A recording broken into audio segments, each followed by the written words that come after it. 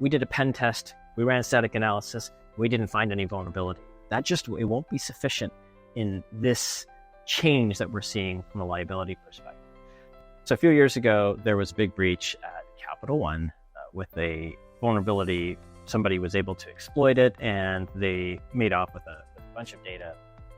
And the specific vulnerability in that case was a SSRF, server-side request forgery vulnerability, a kind of vulnerability category that's been around for a really long time. I'm not picking on Capital One. It's just one very public incident. And in fact, there have been many incidents like it where somebody exploited a vulnerability that we've known how to prevent for a really long time, and resulted in material damage.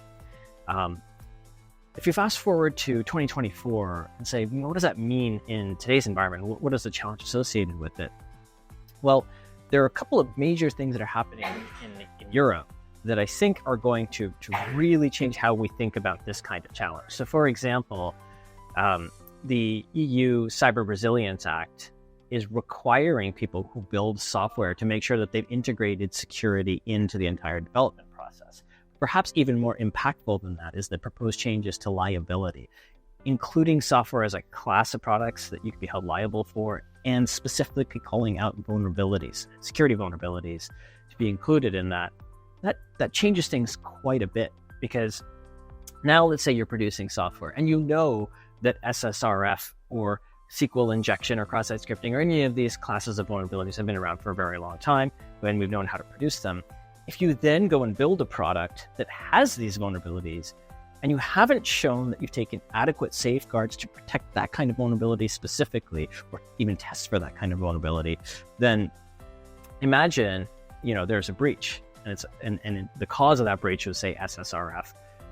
Then there's a court action afterwards, and they're assessing liability, and the product manufacturer can't prove that they went through, enough work to determine that the product that they're building could be vulnerable to SSRF, and that they have implemented specific controls to protect against it.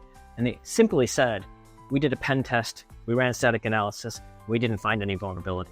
It won't be sufficient in this change that we're seeing from a liability perspective.